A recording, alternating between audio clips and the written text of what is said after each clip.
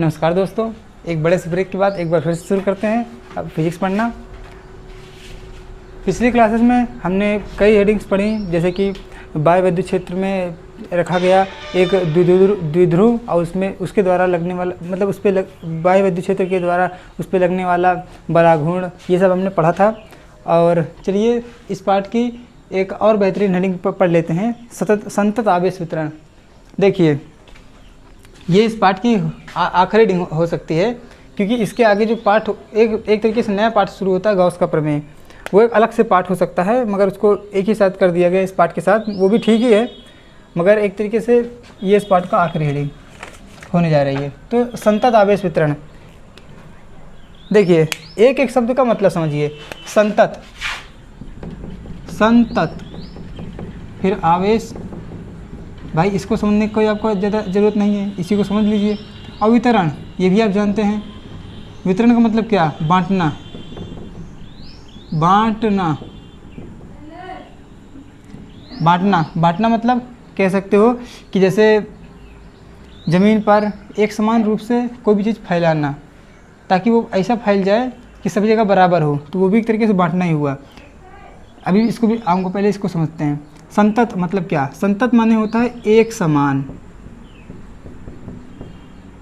या लगातार,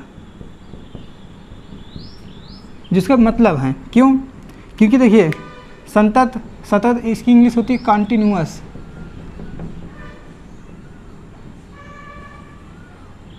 देखिए अब आप इंग्लिश से क्लियर हो गया कि इसका इस शब्द का मतलब क्या है।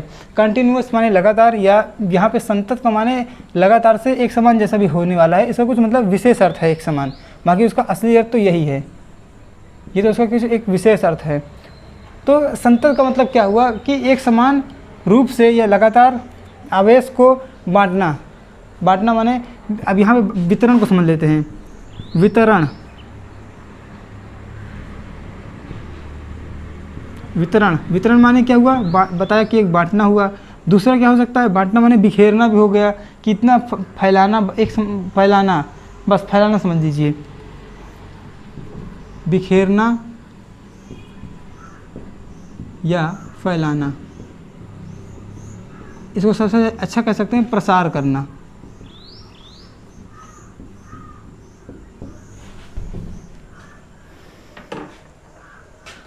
तो ये जो इनके मतलब हुए, इनसे अब इसको तीनों को एक साथ समझते हैं। देखिए इसको कहने का मतलब है कि आवेश को लगातार या एक समान रूप से बांटना या बिखेरना, इस ये कहना चाहते हैं ये हेडिंग, मगर अब इसको अब डिटेल अर्थ समझते हैं। जैसे कि आवेश का मतलब एक तरीके की बिजली हुई, तो आप जानते हैं कि बिजली ऐसा नहीं है कि किसी एक चीज़ में रखी गई है तो वो उसमें रखी रहेगी, माने बिजली कोई पानी की तरह की चीज़ नहीं है। जैसे पानी कैसे होता है कि भाई हमने किसी बर्तन में पानी भर दिया तो बस पानी वहाँ पर, जल या पानी वहाँ भरा रहेगा, मगर बिजली पानी की तरह नहीं है। बिजली को स्टोर करके आप समझ सकते हैं रखा जाना मुश्किल है, क्यों, क्योंकि वो उसमें रहेगी तो वो पहली बात तो जितना हो सके कि फैलेगी। बिजली का स्वभाव ये है कि बिजली उस वस्तु में पूरी तरीके से फैलती है। जैसे कि बिजली इतने छोटे क्षेत्र में आवेश है, और अगर उसे सुविधा मिल रही है कि वो सभी जगह फैल सकती है, तो सभी जगह फैलेगी। और जब एक बात आप सोचिए कि जब यहाँ पर आवेश रखा है, उसका परिमाण मान लीजिए 10 कूलम है,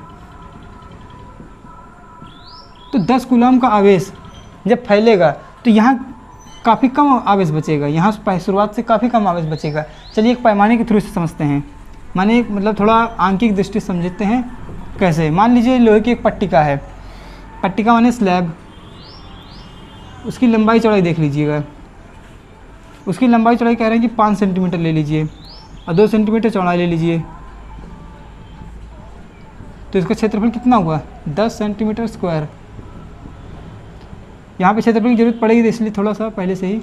अब मान लीजिए इतने छोटे से क्षेत्र में आवेश भरा पड़ा है, जिसका क्यों का परिमाण कितना है, 10 कूलम। अब इतना आवेश जब इसमें पूरा, यहाँ पे लोहे की पट्टिका है, लोहे की पट्टिका। अब देखिए लोहे की पट्टिका का मतलब क्या हुआ, स्लैब, स्लैब से समझते ही होंगे। अरे मतलब जैसे कि लोहे की एक चटिया मान लीजिए, लोहे का एक टुकड़ा मान लीजिए, थोड़ा लंबा, चादर कह सकते हो, लोहे की चादर। तो ये है, और यहाँ पर इतना कितना आवेश रखा गया है, 10 कूलम का आवेश रखा गया है। तो आप समझते ही होंगे कि आवेश क्या होगा, सब जगह फैलेगा, फैल करके सभी में एक समान रूप से फैलेगा। ऐसा नहीं है कि अब जैसे कि यहाँ पे 10 कूलम है और यहाँ पे कोई आवेश नहीं है शुरुआती स्थिति में। शुरुआती स्थिति में प्रारंभ में इस जगह पर क्या होगा, Q बराबर 10 कूलम। बाकी जगहों पर कितना होगा, बाकी जगहों पर Q क्या होगा, 0। मगर वितरण के बाद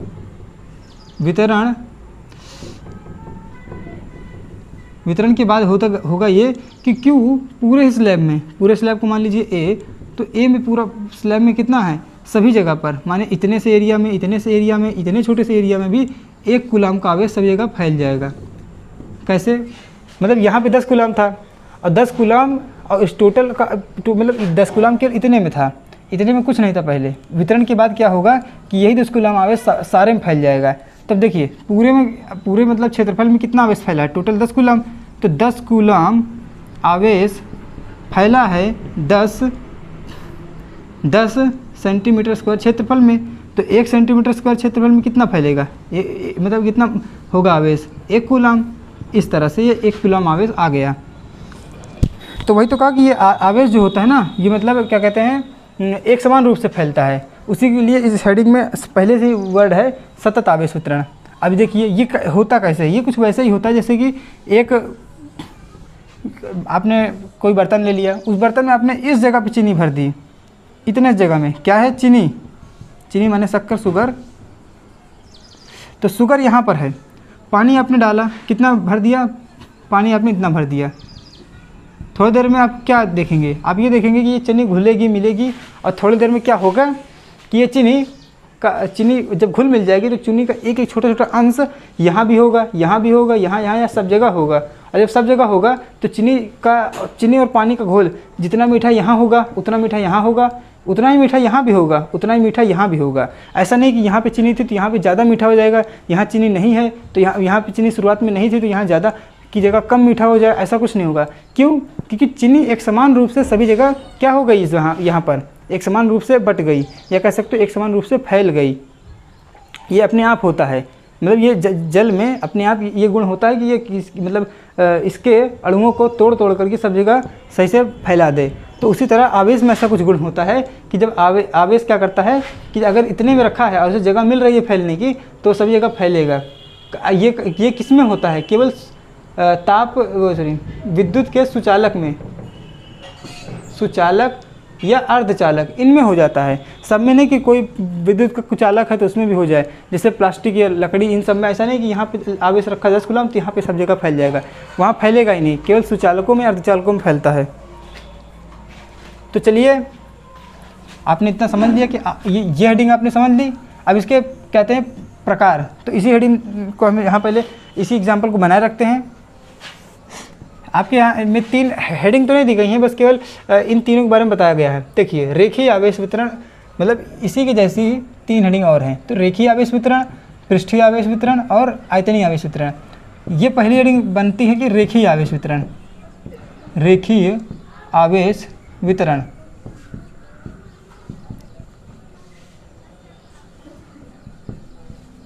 देखिए अगर हमने क्या लिया अभी भी, लोहे की स्लैब, ये पट्टी का, अब मान लीजिए लोहे का रॉड ले लीजिए,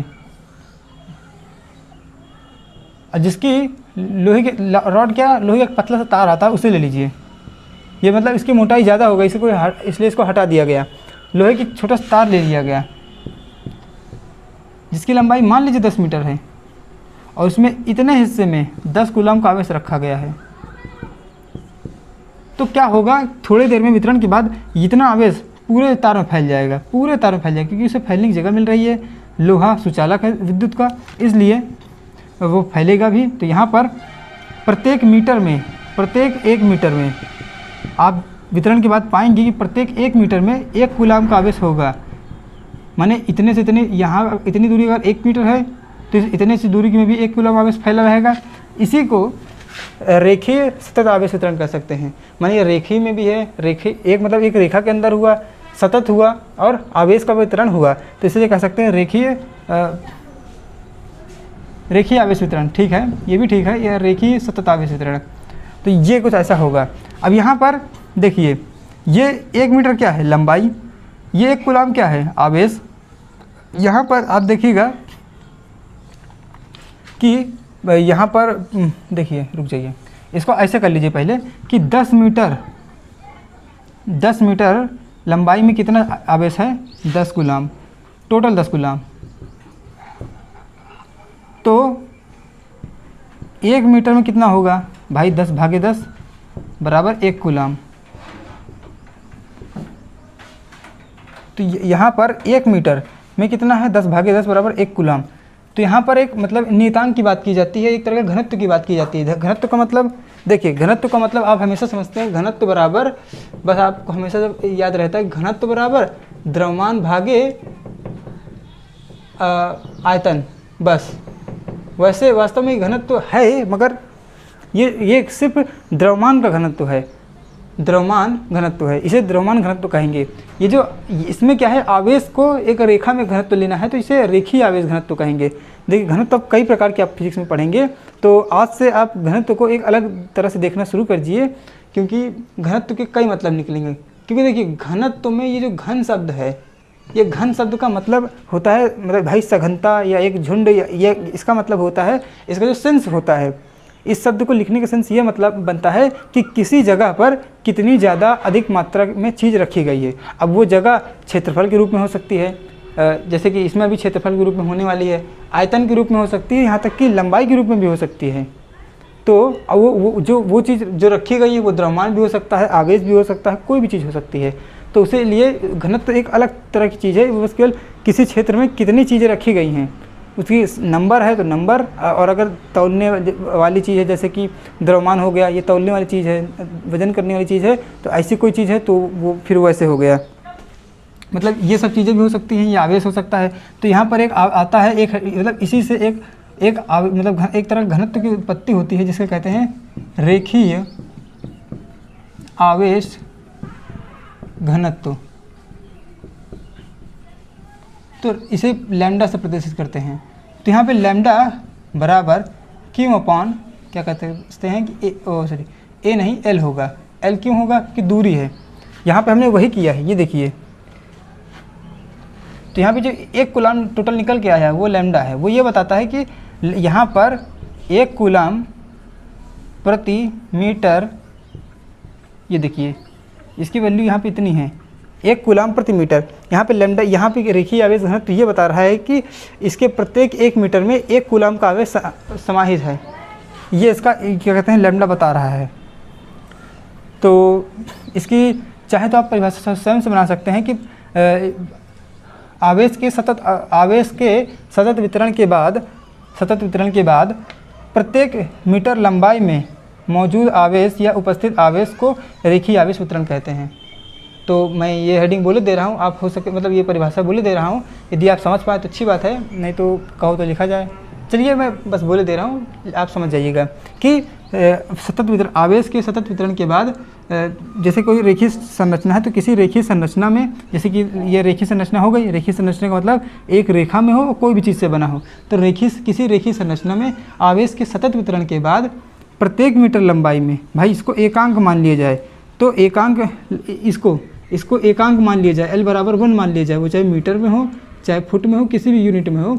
तो आवेश के सतत वितरण के बाद रेखीय संरचना में प्रत्येक एकांक लंबाई पर उपस्थित आवेश को रेखीय आवेश वितरण कहते हैं। इसको लैम्डा बराबर क्यू बाई एल से इसका सूत्र हो गया, और इसका जो क्या कह सकते हैं मात्रक हो गया, वो कूलाम प्रति मीटर हो गया। आप मात्रक वात्रक सब बना सकते हैं, इसमें कोई बहुत बड़ी चीज़ नहीं होती है। ये हो गया। ये क्या है, एक भाई अदिश राशि होगी। क्यों अदिश राशि होगी, क्योंकि इसमें दिशा नहीं बतानी है कि कहाँ पे क्या कैसा वितरण है। तो ये आप पहले एग्जाम्पल आपने पहली हेडिंग पढ़ ली। चलिए दूसरी हेडिंग देखते हैं।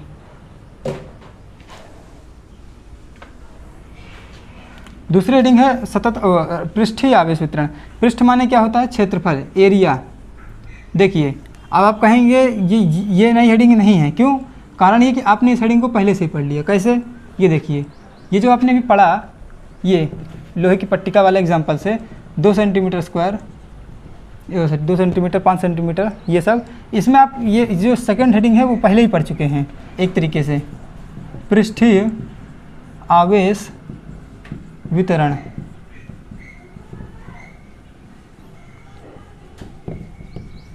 कैसे, देखिए इसमें यही फिर से वही चीज़ हो गई कि इसको एस से डिनोट करते हैं या फिर कोई सिग्मा से डिनोट करता है, सिग्मा बराबर क्यू अपॉन, यहाँ पे देखिए डी क्यू भी लगा हो सकता है। डी का मतलब हो जाता है कि बहुत ही कम आवेश।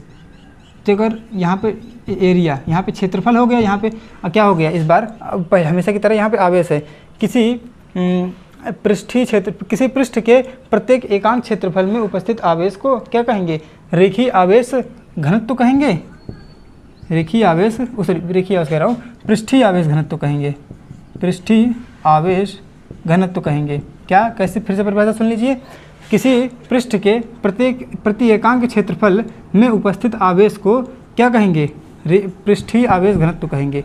इसका मात्रक कूलाम प्रति मीटर स्क्वायर, और ये क्या है, अदिश राशि होनी चाहिए भाई, क्योंकि इसमें दिशा की कोई आवश्यकता ही नहीं है। तो चलिए देखते हैं, ये आपने पहले हेडिंग पढ़ ली, कहो तो मैं इसे थोड़ा डिटेल में समझाऊं या फिर ऐसे ही रहने दिया जाए, क्योंकि ये बहुत ज़्यादा डिटेल में दिया भी नहीं गया, उसमें ज़्यादा समझने लायक कुछ बचा नहीं। मैंने आपको ये सब एग्जांपल समझाया, आप इसी को एक बार सोच लीजिए, बस आपका ये हेडिंग कंप्लीट हो गई। और इसमें जो यहाँ पर इस बार भी इसमें जो क्या बोलते हैं ना सिग्मा, इसमें सिग्मा कितना निकल के आया भाई, 10 कूलाम, 10 कूलाम आवेश पूरे क्षेत्रफल में फैला है, और मतलब वितरण के बाद फैल गया। और क्या कहते हैं, इसका टोटल एरिया कितना है, 10 सेंटीमीटर स्क्वायर। तो यहाँ पर कूलाम का जो आ जाएगा ना, तो आ जाएगा 1 कूलाम प्रति सेंटीमीटर स्क्वायर। अब देखिए कूलाम प्रति सेंटीमीटर स्क्वायर आया है, इसको बदलना पड़ जाएगा, तो बदल लेंगे, 10 की घाते -4 यहाँ आएगा कि 1 सेंटीमीटर स्क्वायर 10 की घाते -2 इंटू 10 की घाते -2 मीटर स्क्वायर में कन्वर्ट करने के लिए। मगर वो अपने हिसाब से देखा जाता है, सेंटीमीटर में है तो कोई बात नहीं, वो भी चलता है भाई, क्योंकि एक यूनिट ही है। तो चलिए तीसरी हेडिंग देख लेते हैं। तीसरी हेडिंग में देखिए,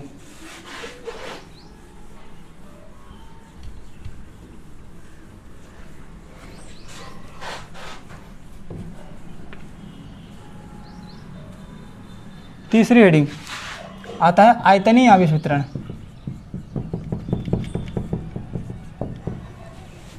आयतन मतलब क्या हुआ, जैसे कोई गेंद है, ठोस गेंद, कोई ठोस गेंद है, ये आयतन को एग्जांपल देने का सबसे अच्छा एग्जांपल होता है आयतन के बारे में। मतलब गेंद है, वो गेंद में सभी जगह क्या है भाई, ठोस है, अंदर से भी पूरी तरीके से ठोस है। ये नहीं कि सिर्फ बाहर से क्या कहते हैं वो है दिख रहा है कि भाई ऊपर से केवल क्षेत्रफल उसका दिख रहा है, उसका क्षेत्रफल नहीं लेना है इस बार कहने का मतलब है कि आवेश अगर इतने से हिस्से में आवेश हो, तो वो आवेश उस गेंद के अंदर सभी जगह पर फैल जाए, बराबर रूप से फैल जाए, तो उसे क्या कहेंगे, आयतनीय आवेश वितरण।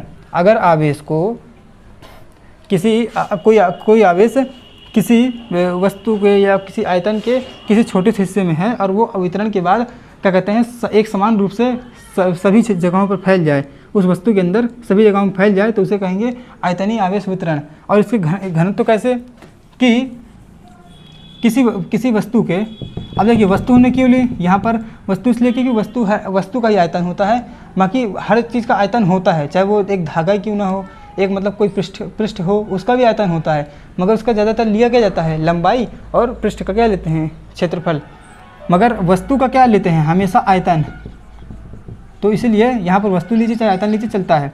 तो वस्तु का, किसी वस्तु के आवेश के सतत वितरण के बाद वस्तु के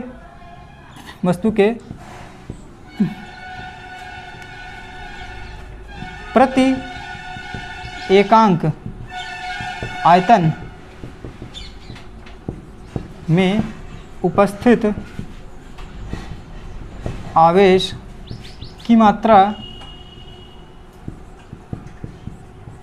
को आयतनीय आवेश वितरण कहते हैं।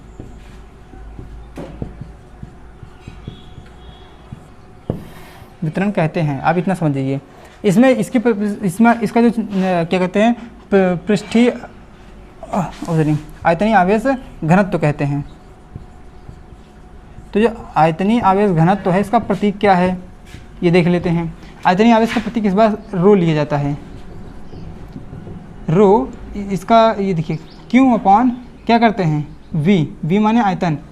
जो आपकी किताब है उस किताब में यहाँ पे हर जगह डी लगा हुआ है। डी लगाने का मतलब क्या होता है, जैसे लैम्डा बराबर D Q upon D L या सिग्मा बराबर D Q upon D S. इसका मतलब छोटा क्षेत्रफल में छोटा सा आवेश फैलाया गया है, बहुत छोटा सा आवेश, तो उस स्थिति में ये कितना होगा।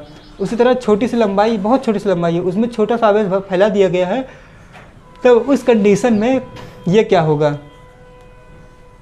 क्या कहते हैं रेखीय आवेश घनत्व। उसी तरह इसमें भी हो सकता है कि छोटे से आयतन में थोड़ा सा ही आवेश फैलाया गया है, तो उस कंडीशन में ये उतना ये मतलब इसी तरह रहेगा, ये इसमें डी नहीं लग जाएगा, क्योंकि आप ये ना सोचिए कि डी से डी कट जाएगा, बल्कि वो एक छोटी संख्या होती है, जैसे कि 0.0.001 भागे 0.0.002। भाई अगर ऐसी संख्या है तो ये डी हो गया, ये भी डी हो गया, मगर इनका जो अनुपात आएगा वो लगभग अरे 0.05 के करीब आ जाएगा। तो ये जो अनुपात आया या मान लीजिए, जैसे मान लीजिए ऐसे हो तो आपको थोड़ा ज़्यादा क्लियर होगा, ऐसे हो तो इसका जो अनुपात आएगा लैम्डा बराबर 5 आ जाएगा। अब आप कहेंगे लैम्डा तो बहुत 5 आ गया, भाई भाग देने पर ऐसा ही कुछ होता है, तो ये भाग देने की वजह से ऐसा हो गया है। आप ये ना सोचिए कि ये छोटी संख्या है, ये छोटी संख्या है, तो उसका भाग भी छोटी संख्या आएगी, वो बड़ी संख्या हो भी सकती है। भाग का मतलब होता है रेस्पेक्टिव, कि नीचे की कितनी संख्या है उसके सापेक्ष ऊपर कितनी संख्या है, तो इसीलिए इसकी वैल्यू इन दोनों से अलग हो जाएगी। इन दोनों पर निर्भर तो करती है मगर इनसे अलग। तो यहाँ पर इसका ये प्रतीक सूत्र बनता है, आप इसको नोट कर लीजिएगा। इसका जो क्या कहते हैं सूत्र मात्रक बनेगा, वो बनेगा कूलाम प्रति मीटर क्यूब। भाई क्योंकि आयतन है तो मीटर क्यूब, ये भी क्या है अदिश राशि, समझिए बात को। अब मैं बताना चाहूँगा इनका हम उपयोग कैसे करेंगे। इनका उपयोग ऐसे करेंगे कि जैसे कि चलिए पहले मिटा देता हूँ पूरा।